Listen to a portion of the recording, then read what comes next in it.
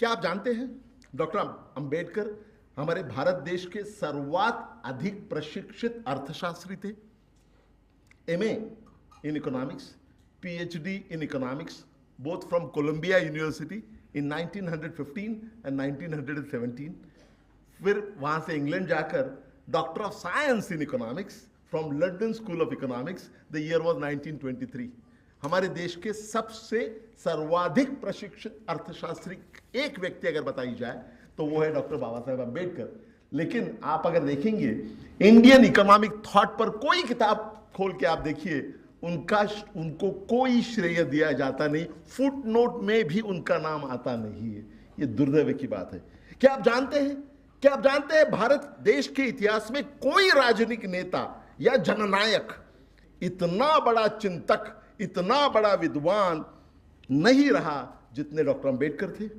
जन आंदोलनों में और राजनीति में पूरी तरह से उलझे होने के बावजूद भी डॉक्टर अंबेडकर जी ने अर्थशास्त्र, समाजशास्त्र, मानव विज्ञान, इतिहास, संस्कृति, राजनीति, कानून एवं धर्म, इन सारे विषयों पर एक से बढ़कर एक 22 ग्रंथों का निर्माण किया। और जब उनका महापरिनिर्वाण हुआ तो 10 ग्रंथ अधूरी अवस्था में छोड़ के वो चले गए। आजकल हमारे देश में कोऑपरेटिव फेडरलिज्म की बात हो रही है। केंद्र राज्य आर्थिक संबंधों में बदलाव करने की बात मोदी सरकार कर रही है। लेकिन क्या आप जानते हैं केंद्र राज्य संबंधों के बारे में जिसे मूलाधार कहा जाएगा, ऐसा रिसर्च, ऐसा संशोधन पहले अपने देश में किसने किया था? वो किया था डॉक्टर बाबा साहेब अम्बेडकर जी ने। उनका जो पीएचडी का डिसर्टेशन था 1917 में, the evolution of provincial finances in British India, that remains the basic source of reference for entire central state financial relations.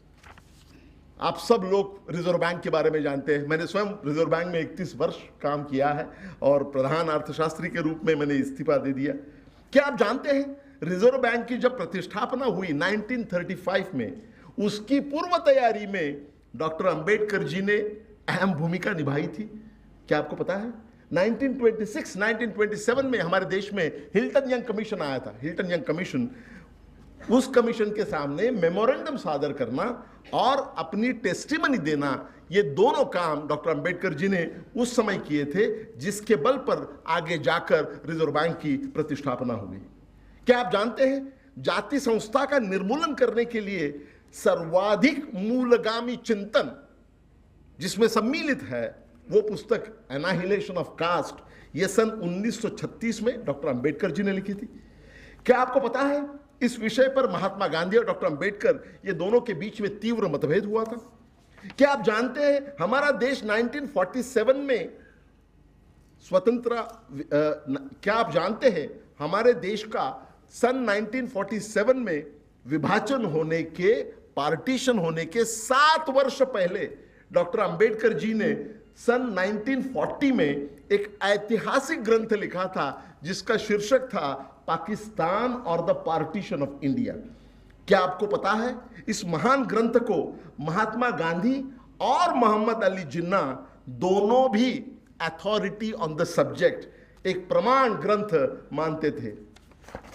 क्या आप जानते हैं हमारे देश में स्किल डेवलपमेंट की बात तो होते रहती है। अभी आप देखते हैं कि स्किल इंडिया करने के लिए ठाम नए सरकार ने लिए, लेकिन क्या आप जानते हैं हमारे देश में कौशल विकास की शुरुआत किसने की है? क्या आप जानते हैं एम्प्लॉयमेंट एक्सचेंज की हमारे देश में शुरुआत किसने की है? क्या आप जानते हैं मजदूरों के लिए कल्याणकारी कानून बनाने का प्रारंभ किसने किया है? क्या आप जानते हैं बिजली का निर्माण, जल संसाधन का विकास और खनिज संसाधन की नीति हमारे देश में पहले किसने बनाई है? आपको सुनकर आश्चर्य होगा, ये सारे सवालों का एकमात्र जवाब है डॉक्टर बाबा साहेब अम्बेडकर, लेकिन हम जानते नहीं है ये उन्होंने किया है। 1942 से 1946 तक ब्रिटिश सरकार के वॉइस रॉय एग्जीक्यूटिव काउंसिल के सदस्य होने के नाते, अर्थात श्रम मंत्री और सीपीडब्ल्यूडी जिसको हम लोग कहते हैं, सेंट्रल पावर वर्क्स डिपार्टमेंट, ये दोनों के मंत्री होने के नाते डॉक्टर अंबेडकर जी ने ये सारा प्रशासकीय योगदान उत्तम प्रकार से दिया था। क्या आप जानते हैं स्वतंत्र भारत के पहले कायदा मंत्री, विधि मंत्री होने के नाते डॉक्टर अंबेडकर जी ने हिंदू कोड बिल के लिए 3.5 वर्ष लगातार संघर्ष किया। क्या आपको पता है, हिंदू कोड बिल में स्त्री पुरुष समानता के लिए कानून में क्रांतिकारी बदलाव अपेक्षित था, और जब हिंदू कोड बिल पारित नहीं हो सका तो 1951 में डॉक्टर अंबेडकर जी ने केंद्रीय मंत्रिमंडल से त्याग पत्र दे दिया स्त्री पुरुष समानता के लिए। क्या स्वतंत्र भारत में आपको याद है किसी मंत्री महोदय ने त्याग पत्र दिया है स्त्री पुरुष समानता के लिए? वो दिया है डॉक्टर बाबा साहेब अंबेडकर जी ने। क्या हम उन्हें स्त्री पुरुष समानता की दिशा में संघर्ष करने के लिए श्रेय देते हैं? कतई नहीं। हम तो बस उन्हें दलितों का नेता बनाकर ही संतुष्ट, अपने आप में संतुष्ट हैं। क्या आप जानते हैं डॉक्टर अंबेडकर जी ने छोटे राज्यों का पुरस्कार किया था? जब 1955 में फाजिल अली कमीशन आ गया, लिंग्विस्टिक रीऑर्गेनाइजेशन ऑफ स्टेट्स, भाषावार प्रांत रचना, जब हमारे देश की रचना बदल के उसको भाषावार लिंग्विस्टिक रीऑर्गेनाइजेशन की जब रिपोर्ट आ गई तो डॉक्टर अंबेडकर जी ने उसकी कड़ी आलोचना की थी। फाजिल अली कमीशन ने उन्होंने जो सूत्र लिया था वो था 1 लैंग्वेज 1 स्टेट, अर्थात एक भाषा एक प्रांत। ये सूत्र उन्होंने जारी किया था। डॉक्टर अंबेडकर जी का कहना था कि एक भाषा एक प्रांत के बजाय सूत्र होना चाहिए एक प्रांत एक भाषा। यह शब्द छल नहीं है, एक भाषा एक प्रांत। इस सूत्र की वजह से डॉक्टर अंबेडकर जी ने बतलाया कि उत्तर में बड़े बड़े राज्य हो जाएंगे और दक्षिण में छोटे छोटे अनेक राज्य हो जाएंगे, और उससे अपने देश में उत्तर और दक्षिण के संघर्ष की संभावना हो सकती है, जिससे भारत की एकात्मता को क्षति पहुंच सकती है। डॉक्टर बाबा साहेब अंबेडकर जी ने एक भाषा एक प्रांत के बजाय एक प्रांत एक भाषा, इसका सूत्र लगाते हुए उन्होंने बिहार का विभाजन प्रस्तावित किया, जो कि 2000 साल में हो गया, बिहार और झारखंड। उन्होंने मध्य प्रांत, सेंट्रल प्रोविंसेस एंड बेरार, उसका विभाजन प्रस्तावित किया, जो 2000 साल में हो गया, मध्य प्रदेश और छत्तीसगढ़ में।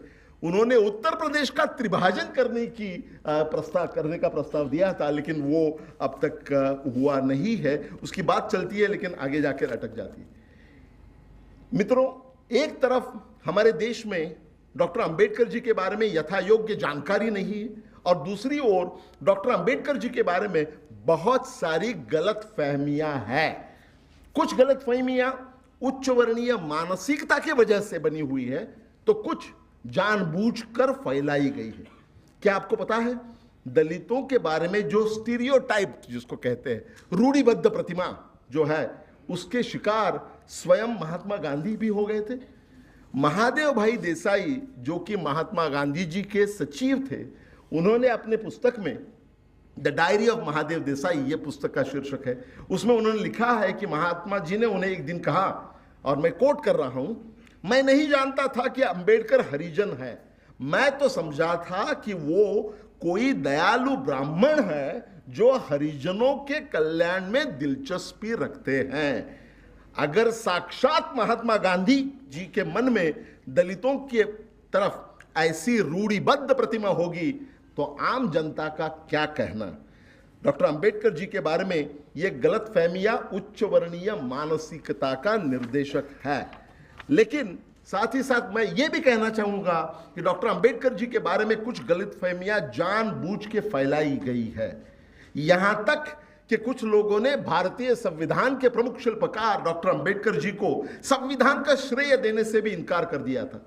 यह कहना सरासर झूठ है, अत्यंत द्वेषमूलक और असूयापूर्ण है। उदाहरण के लिए मैं सिर्फ 2 हस्तियों की बात करूं, आपके सामने रखूंगा। एक थे टी कृष्णमाचारी, जो हमारे फाइनेंस मिनिस्टर हो गए थे, और दूसरे डॉक्टर राजेंद्र प्रसाद, जो स्वयं संविधान सभा के कॉन्स्टिट्यूएंट असेंबली के अध्यक्ष रहे। टी कृष्णमाचारी, जो कि ड्राफ्टिंग कॉन्स्टिट्यूशन के ड्राफ्टिंग कमेटी के मेंबर बन गए, उन्होंने लिखा कि 7 लोगों की कमेटी थी, उसमें एक मेंबर चल बसा, एक प्रदेश चला गया, एक बीमारी की वजह से, बुरी सेहत होने की वजह से कभी आते नहीं थे, तो अंतिमता पूरी जिम्मेदारी डॉक्टर बाबा साहेब अंबेडकर जी के सर पर आ गई। उनका कहना है, so it happened ultimately that the burden of drafting the constitution fell on Dr. Ambedkar, and I have no doubt that we are grateful to him for having achieved this task in a manner that is undoubtedly commendable, unquote। ये कृष्णमाचारी साहब ने कहा है। Doctor Rajendra प्रसाद इसके बारे में क्या कहते हैं देखिए, जो कि कॉन्स्टिट्यूएंट असेंबली के, संविधान सभा के स्वयं अध्यक्ष थे।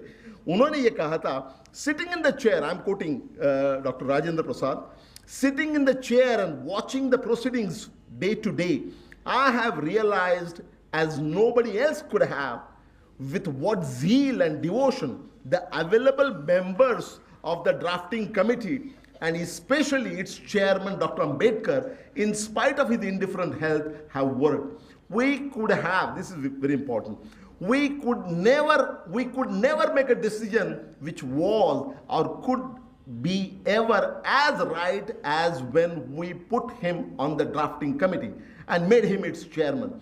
He has not only justified his selection, but has added luster to the work which he has done. This is what Dr. Rajendra Prasad had said, one who was the chairman of the Constituent Assembly. फिर भी अगर कुछ लोग ये फैलाना चाहेंगे कि doctor Ambedkar के संविधान के शिल्पकार कहना ये गलत बात है, तो मुझे लगता है कि ये द्वेषमूलक और असूयापूर्ण है। इसकी तरफ ज़्यादा गौर करने की ज़रूरत नहीं है। डॉक्टर बाबा साहेब अंबेडकर जी के बारे में मैंने बहुत सारी बातें बताई हैं। क्या आप डॉक्टर बाबा साहेब अंबेडकर जी की ये सारी बातें आप जानते हैं? अगर आप ये सारी बातें जानते हैं तो आपको मेरी पुस्तकें, जिनका लोकार्पण आज हो रहा है, वो पढ़ने की कोई आवश्यकता ही नहीं है। लेकिन मैं समझता हूं बहुतांश लोग, लगभग सभी लोगों को इनमें से बहुत सारी बातों का पता भी नहीं है। ये खेदजनक वास्तवता है, और इसीलिए तो मैंने ये सारी किताबें लिखी है, ताकि डॉक्टर बाबा साहेब अंबेडकर जी के बहुआयामी राष्ट्रीय व्यक्तित्व की आपको पहचान हो, उससे आपको प्रेरणा मिले। देवियों और सज्जनों, मैं आपका अधिक समय लेना नहीं चाहता हूं।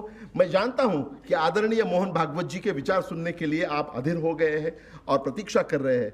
अंत में मैं सिर्फ एक बात बताना चाहता हूं सर, और ये बात जो है ये चेतावनी की है, जो हम सब भारतवासियों के लिए साक्षात डॉक्टर बाबा साहेब अंबेडकर ने ये चेतावनी दी थी।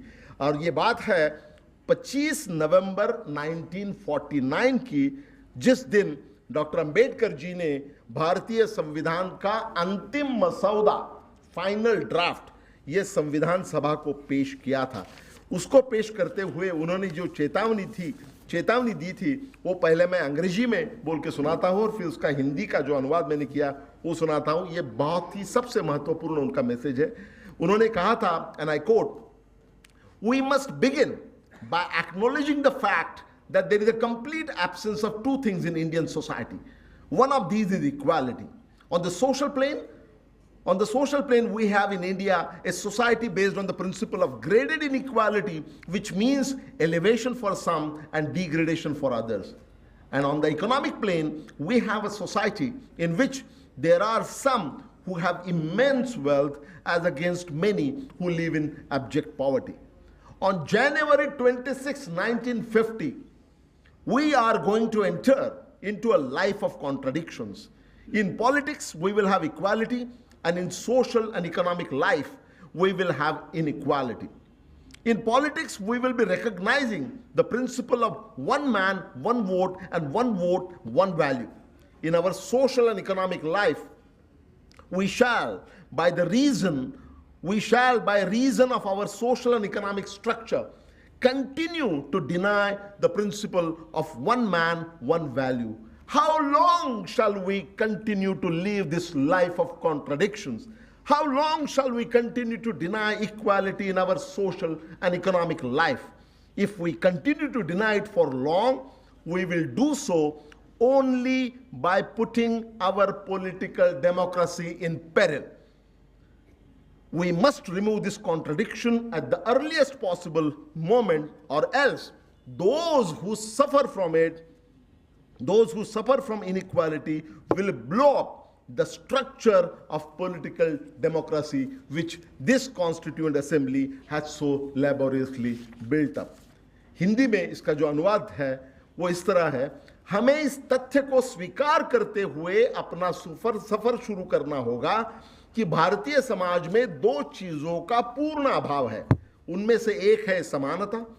सामाजिक धरातल पर भारत में एक ऐसा समाज है जो श्रेणीबद्ध असमानता के सिद्धांत पर आधारित है, जिसका अर्थ है थोड़े लोगों का उत्थान और अधिकांश का पतन। आर्थिक धरातल पर हमारे पास ऐसा समाज है जिसमें कुछ लोगों के पास अमूल्य दौलत है और अधिकांश भयंकर गरीबी में जी रहे हैं। 26 जनवरी 1950 को हम विरोधाभासों भरे जीवन में प्रवेश करने जा रहे हैं। राजनीति में हमारे पास समानता होगी, परंतु हमारे सामाजिक और आर्थिक जीवन में असमानता होगी। राजनीति में हम एक आदमी एक वोट और हर वोट का एक मूल्य के सिद्धांत पर चल रहे होंगे, परंतु हमारे सामाजिक और आर्थिक ढांचे के कारण हम हर आदमी को समान महत्व देने के सिद्धांत को नकारते रहेंगे। विरोधाभासों से भरे इस जीवन को हम कब तक जीते रहेंगे? हम अपने सामाजिक और आर्थिक जीवन में कब तक समानता को नकारते रहेंगे? अगर हम लंबे समय तक उसे नकारते रहे तो हम अपनी राजनीतिक प्रजातंत्र को खतरे में डालकर ही ऐसा करते होंगे।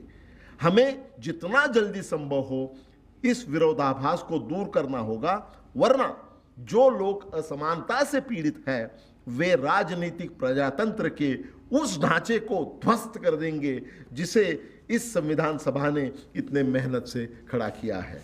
देवियों और सज्जनों, फिर से एक बार श्री मोहन भागवत जी को मनपूर्वक धन्यवाद। प्रभात प्रकाशन जिन्होंने इस कार्यक्रम का इतना सर्वांग सुंदर परिपूर्ण आयोजन किया है, उनको भी तहे दिल से धन्यवाद और अर्थात आप सभी महानुभावों को मनपूर्वक आभार। जय हिंद।